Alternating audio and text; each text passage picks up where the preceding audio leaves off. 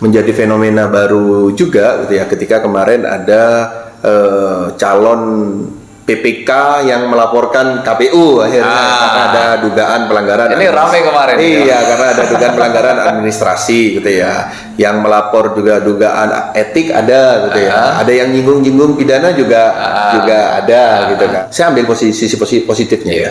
Masyarakat Bangkalan sudah pintar dan melek demokrasi. Kita sebagai penyelenggara pemilu tidak anti kritik. Ya, tidak anti kritik. Gitu. Iya, Mas. Iya, haruslah, gitu ya. Haruslah. Silakan itu. Kita diawasi. Kalau kita tidak diawasi, ya apa bedanya kita dengan yang Saudara, selamat datang di 0% Podcast bersama saya, Badrus Bangkit. Dan tamu 0% Podcast kali ini saya mengundang Ketua Bawaslu Badan Pengawas Pemilu Kabupaten Bangkalan. Beliau adalah, saya panggilnya Mas ya, Mas Ahmad Mustain Saleh SEMM, Ketua Bawaslu Kabupaten Bangkalan. Yang menarik di sini untuk saya bahas adalah Badan Pengawas Pemilu. Sebetulnya apa sih yang diawasi oleh Bawaslu ini? Yang kedua, seandainya terjadi pelanggaran baik itu dari peserta pemilu ataupun panitia penyelenggara pemilu kada di tahun 2024, Bawaslu ini bisa apa sih? Dan yang ketiga, saya yakin sekali elemen masyarakat di kampung-kampung, di desa-desa tidak semuanya paham tentang tugas dan fungsi dari Bawaslu. Dengan demikian, saya akan bertanya langsung kepada Ketua Bawaslu Kabupaten Bangkalan. Langsung saja saya sapa. Apa kabar, Mas Tain? Baik, Mas Petrus. Apa kabar? Terima kasih sebelumnya saya ucapkan sudah berkenan meluangkan waktu ngobrol di 0% Podcast. Di sini saya ingin tahu lebih dalam, Mas Tain. Kalau boleh dijelaskan, sebetulnya yang diawasi oleh Bawaslu ini apa sih, Mas? Iya, baik Mas Petrus gitu ya.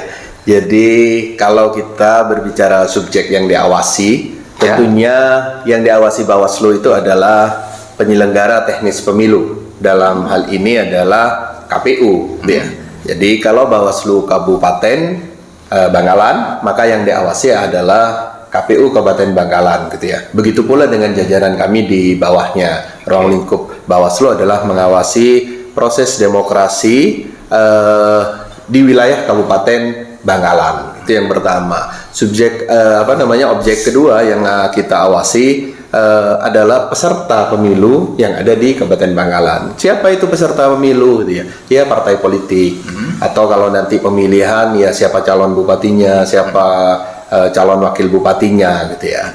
Dan yang ketiga sebenarnya ada juga tugas tambahan di Undang-Undang 7 2017 tentang pemilu. Yang kita awasi salah satunya adalah pihak-pihak yang dilarang untuk ikut terlibat aktif dalam beberapa tahapan pemilu, baik itu ASN atau PNS, TNI dan Polri, gitu ya. Tapi secara global yang utama yang akan kita awasi adalah penyelenggara teknis yaitu KPU dan para peserta pemilu. Oke. Seperti itu. Sejauh ini pernah ditemukan nggak pihak-pihak yang tadi dilarang untuk ikut pemilu dan itu bagaimana yang dilakukan oleh Bawaslu? Iya. Kalau berbicara temuan atau laporan gitu ya. Jadi Bawaslu itu ketika mengawasi maka ada dua sumber data atau informasi yang bisa masuk, baik itu dari laporan masyarakat kepada Bawaslu atau dari temuan Bawaslu dan jajarannya. Jadi Bawaslu Kabupaten itu kan mempunyai pasukan nih, yaitu Panwas Kecamatan. Di bawahnya nanti ada Panwas Desa atau Kelurahan. Di bawahnya lagi ada pengawas TPS. Jadi setiap masyarakat yang menemukan indikasi dugaan pelanggaran, baik itu dilakukan oleh KPU dan jajarannya, dilakukan oleh peserta pemilu, partai politik, caleg atau calon bupati nantinya, itu bisa langsung, atau pihak-pihak yang dilarang tadi, ya itu bisa melapor kepada Bawaslu. Itu namanya laporan. Atau ya pasukan kami di bawah, Panwascam, Panwas Desa dan Panwas TPS menemukan dugaan pelanggaran, itu bisa menjadi temuan dari Bawaslu itu sendiri. Oke, jadi bisa langsung dilaporkan seperti Benar, itu ya. benar, ya. Oke, baik. Kalau seperti itu, saya bisa paham nih teman-teman subscriber setia dan viewers dari 0% Podcast bahwa apabila terjadi pelanggaran ataupun indikasi yang ditemukan oleh masyarakat, baik itu dari penyelenggara ataupun panitia Dari yang peserta. ada di kecamatan ya, kemudian atau dari peserta, Iya, ini iya. bisa langsung dilaporkan kepada Bawaslu. Bawaslu. Nah, ketika sudah dilaporkan, Ya. hak apa yang bisa dilakukan oleh Bawaslu? Ya, setiap adanya indikasi dugaan pelanggaran pemilu itu ujung-ujungnya akan terbagi pada 3 hal gitu ya. Oke. Ada pelanggaran administrasi, pelanggaran pidana pemilu, dan pelanggaran kode etik penyelenggara pemilu gitu ya. Jadi kalau dugaan administrasi itu lebih kepada apabila KPU dan jajarannya ada prosedur tata cara yang tidak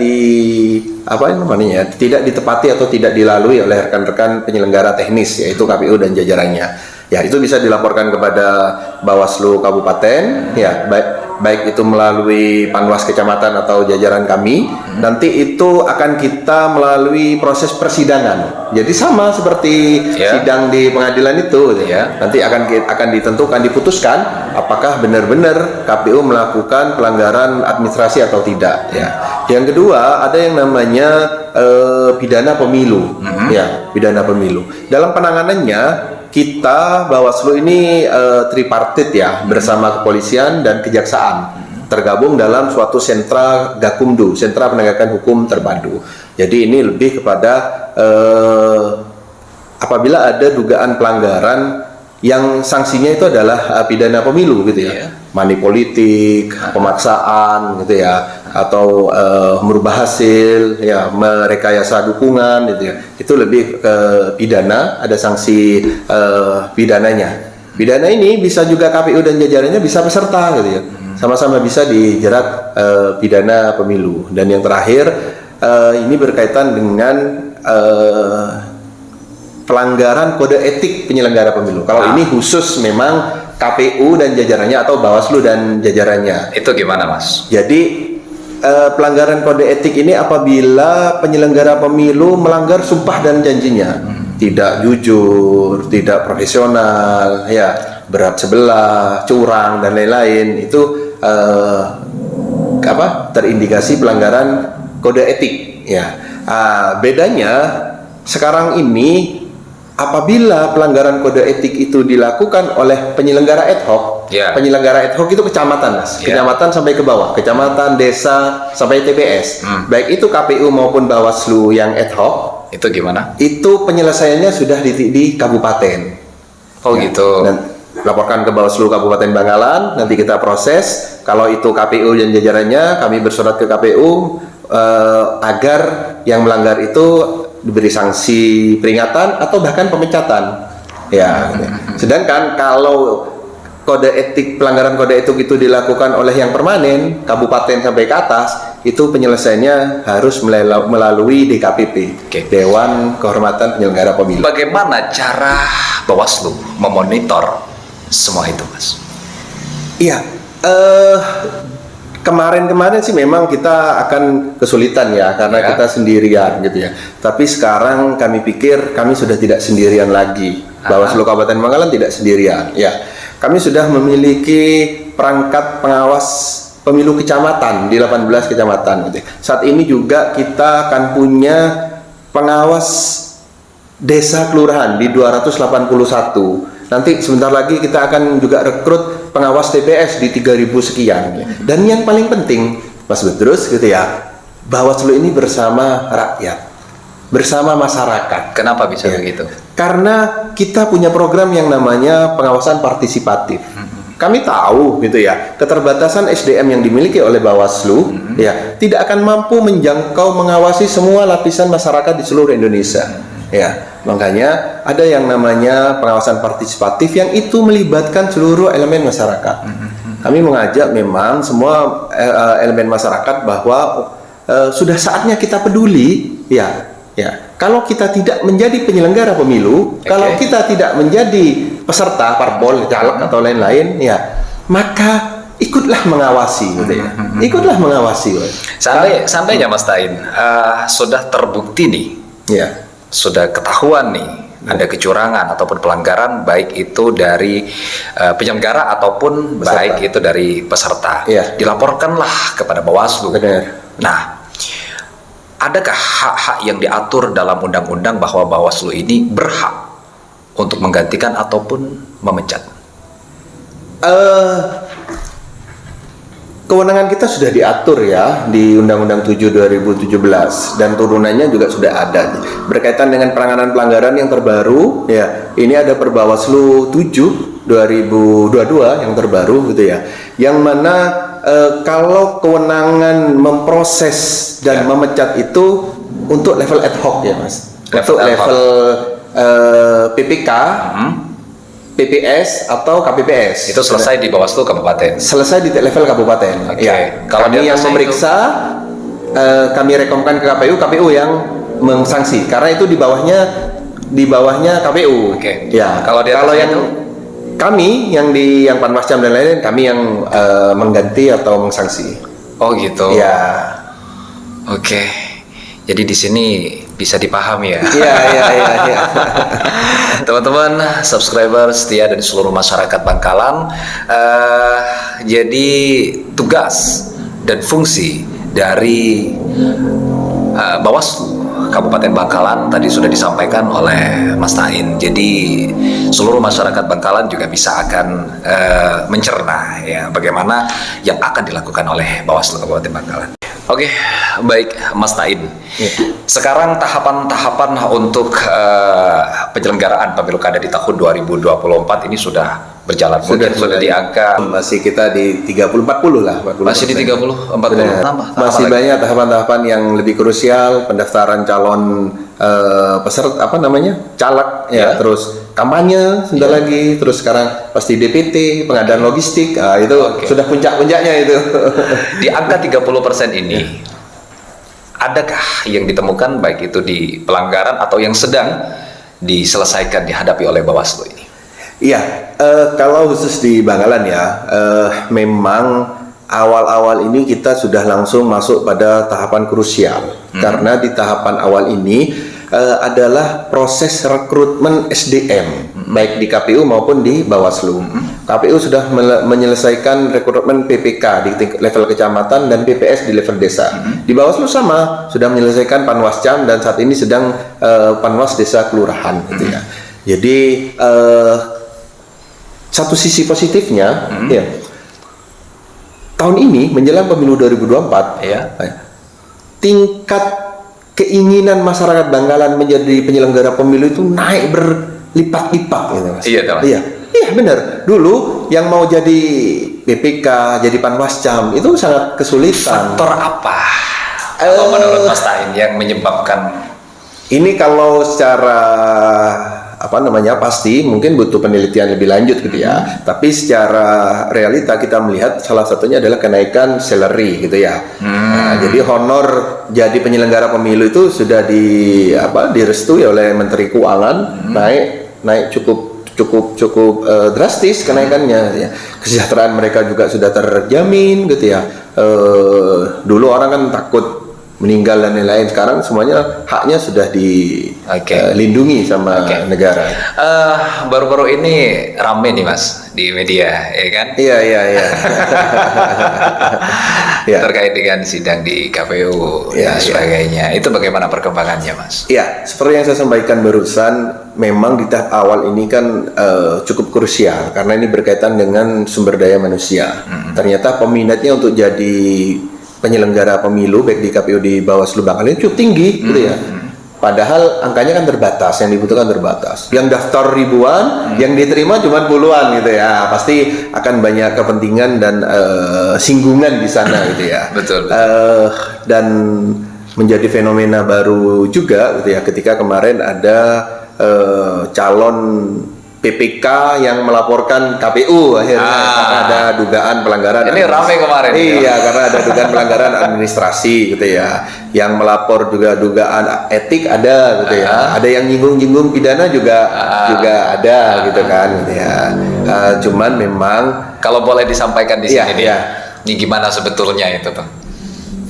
ya pertama seperti yang saya sampaikan tadi ya, karena yang minat banyak, kuota sedikit, Ya. pasti kan tidak akan mampu menampung semuanya. Betul. Ya, terus sehingga memang dibutuhkan kehati-hatian baik itu KPU maupun Bawas dan jajarannya gitu ya, untuk melaksanakan juklak juknis yang ada gitu ya.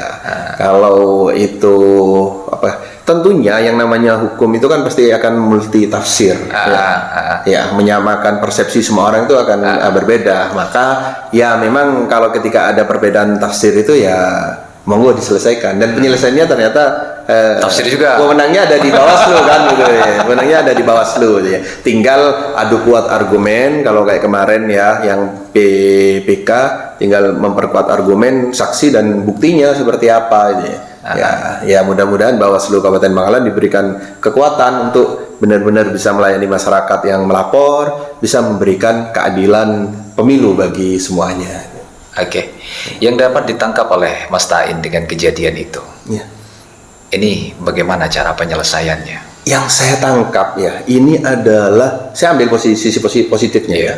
Masyarakat Bangkalan sudah pintar dan melek demokrasi.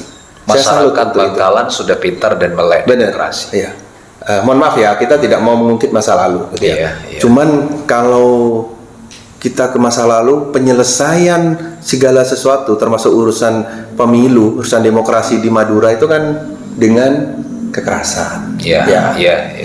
Sekarang sebenarnya kan negara ini sudah menyiapkan alurnya, jalurnya, wadahnya gitu ya. Gak puas silahkan ke Bawaslu Bangkalan, gak puas ke Bawaslu Provinsi Jatim, gak puas ke RI, gak puas bisa ke PT UN, bisa ke MA. Kalau hasil bisa ke MK gitu ya, bisa ke MK gitu Jadi ya. masyarakat Bangkalan sudah semakin cerdas. Benar, Untuk itu mengambil salah langkah satu. bagaimana. Ya, silakan ditempuh jalur hukumnya, jangan pakai jalur kekerasan. Oke. Kalau menurut yang Mas Tain cermati, pandangan Mas Tain nih, untuk bagaimana masyarakat Bangkalan terhadap pemilu kada di tahun 2024, ini bagaimana keikutsertaannya? Acuh, tidak, atau bagaimana, Mas? Saya menjadi penyelenggara itu dari tahun 2012 ya, 13. Saat itu menjadi panwascam kecamatan gitu ya. Kita tahu kalau saya melihatnya gitu ya, dari pemilu tahun 2014 ke tahun 2019 itu tingkat partisipasi aktif ya, tidak hanya mencoblos dan lain-lain gitu ya. Mereka ikut memikirkan, ikut mengasih saran, kritik gitu. Kita kan juga nggak boleh dikritik ya. Makin banyak orang yang mengkritik, makin banyak orang yang Harus welcome melihat, dong. harus welcome dong gitu. Itu saya pikir terus membaik lah demokrasi kita gitu. Tidak lagi Hingga di tahun 2023 ini, saya yakin akan semakin Partisipasinya aktif lagi, ya. partisipasinya semakin bagus. Kita lihatlah saja gitu ya, makin banyak laporan, makin banyak masukan, makin banyak yang mengkritik di media Oke. sosial gitu ya. Itu kan orang sudah care kan, itu sudah sangat welcome terhadap demokrasi di berbicara Bangkalan. terkait laporan nih Mas Iya, Tain, iya.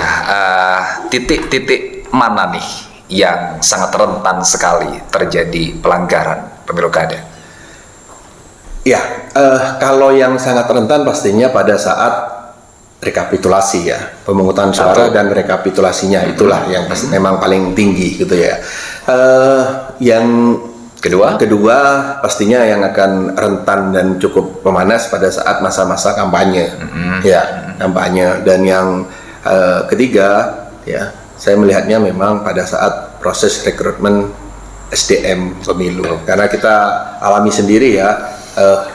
ini apalagi tetangga sebelah gitu ya, kita di Bawaslu aja mohon maaf ya, tekanan, gesekan dan lain-lain itu ya biasa kita hadapi Makanan gitu ya. tiap hari ya, Benar misalnya. gitu ya. Apalagi teman-teman di KPU yang gajinya lebih tinggi, mereka yang teknis gitu kan gitu ya. Betul. Jadi pastinya tiga tahapan itu yang memang menjadi salah satu titik fokus kita di samping tahapan-tahapan yang lain untuk meningkatkan upaya-upaya pengawasan dari Bawaslu. Oke, baik. Terakhir Mas Tain, apa yang penting untuk disampaikan dan juga didengar? Tadi disampaikan bahwa Bawaslu sekarang tidak sendirian nih. Ya. PPK dan sebagainya ya udah Ya. sudah dilantik begitu ya. Apa yang penting disampaikan dan didengar, Mas Tain? Yang penting ya, gitu ya. Mari kita bersama-sama. Kita sudah melewati proses transisi di Pilkada 2018 dan Pemilu 2019. Ya. Transisi dari masa lalu ke masa depan gitu ya. Dan kami pikir 2024 ini adalah pintu masuk menuju demokrasi barunya Madura, khususnya Bangkalan. Perlu kita ketahui bersama anekdot stereotip negatif terkait Bangkalan, Sampang, Madura di luar sana berkaitan dengan pemilu itu sangat jelek gitu ya. Sangat jelek gitu kan ya. Makanya dulu kita selalu ada di zona merah. Selalu gitu ada zona merah gitu ya. Dan 2018-19 sudah mulai membaik. Ayo 2024 ini titik awal kita melangkah ke perbaikan itu. Ya. Jadi kalau kita KPU dan Bawaslu Bangkalan, saya yakin tidak akan mampu kalau tidak bersama-sama masyarakat Bangkalan memperbaiki demokrasi kita. Untuk masyarakat Bangkalan, apa yang harus dilakukan untuk mengawal pemilu kada ini berjalan dengan baik? Aktif ya, gitu ya. Aktif. Saya sangat bersyukur jajaran KPU, jajaran Bawaslu sekarang ini banyak diisi anak-anak muda, teman-teman aktivis, teman-teman LSM, background LSM, wartawan, sekarang rame-rame gabung sama kita. Itu suatu langkah positif gitu ya. Untuk sama-sama Aktif. mengkontrol gitu ya. Yang tidak belum bisa bergabung dengan penyelenggara pemilu, maka aktiflah di luar. Aktif mengawasi KPU, Bawaslu gitu ya. Ya. Kita sebagai penyelenggara pemilu tidak anti kritik. Ya, tidak anti kritik. Gitu. Iya, telah. Iya, haruslah. Gitu ya. Haruslah. Silakan itu. Kita diawasi. Kalau kita tidak diawasi, ya, apa bedanya kita dengan yang kemarin-kemarin? Mau kritik yang membangun atau menjatuhkan? Itu kan sudah biasa. Tinggal kembali ke diri kita, apakah kita benar-benar melakukan seperti yang ditudingkan atau tidak gitu ya. Jadi selain aktif menjadi penyelenggara, aktiflah di luar juga, nanti rame-rame datang ke TPS mencoblos gitu ya, diawasi apakah benar proses pencoblosan di TPS itu gitu ya. Apakah ada pihak-pihak yang melanggar gitu ya. Infokan saja ya. Mungkin orang kan banyak yang takut nanti kalau melapor jadi saksi ditekan dan lain-lain gitu ya. Ya. Tinggal informasikan saja ke kami di Bawaslu. Ya, itu menjadi informasi awal bagi kami dan akan kami tindak lanjuti. Itu banyak ya. Jadi contoh kecil gitu ya. Kemarin PPS ya ternyata banyak yang caleg, banyak yang pendamping desa dan lain-lain. Ada gitu ya. Banyak. Ya, kita dapat informasi dari masyarakat. Sebanyak apa Ya. itu? Kemarin hari pertama sudah 15 orang di PAW. 15 orang? Ya, dan tadi ya gitu ya. Ada 2 orang lagi yang di PAW oleh KPU itu ya. Aduh. Ya, itu informasi awal saja karena orang kalau melapor kan takut disangka jadi penyebab PAW gitu ya. Udahlah biar ini tugas Bawaslu untuk mencari informasi lebih detail, mencari buktinya, mencari saksinya ya. Dan bersama KPU kita sudah komitmen ya menuju perbaikan demokrasi di Bangkalan. Terima kasih sudah berkenan ngobrol di 0% Podcast. Jangan jera-jera. Misalkan nanti ada banyak komentar di YouTube setelah podcast ini tayang. Ini mengkritik Bawaslu nih. seperti ini. Kemudian suara-suara dari masyarakat, suara dari netizen. Yang penting untuk saya sampaikan ke Mas Tain akan saya tanyakan lagi. Silahkan gitu ya. Siap ya, siap gitu ya. Nanti ngobrol-ngobrol lagi di 0% Podcast. Malulah kalau kita menghalang-halangi orang untuk untuk menyampaikan pendapatnya karena kita hidup di alam demokrasi. Ini sudah didengarkan sendiri teman-teman. Siapapun boleh dan berhak untuk menyampaikan saran dan juga kritik. Bawaslu welcome sekali. Siap. Bukan anti kritik. Tidak lah. Ya. Dulu kita juga hidupnya dari tukang kritik. Jadi malulah kalau kita menghalang-halangi orang mengkritik kita. Oke. Yang penting kan ya benar apa adanya. Betul. Ya. Nggak asal kritik Tidak ya asal kan? kritik, ya. Oke, baik, luar biasa sekali. Terima kasih sudah menonton 0% Podcast bersama dengan Mas Tain, Ahmad Mustain Saleh SEMN, Ketua Bawaslu Kabupaten Bangkalan. Dan apabila dari masyarakat Kabupaten Bangkalan ke depan, ini kan masih panjang Mas Tain, Masih panjang kita sampai ada yang 2024. mau ditanyakan, ada yang mau disampaikan, coret-coret di kolom komentar. Insya Allah ke depan ketika pertanyaan itu sudah numpuk, akan saya undang lagi beliau. Insya Allah siap ya. Siap. Terima kasih dan sampai jumpa di podcast berikutnya. Sehat dan sukses selalu, Mas Tain. Amin.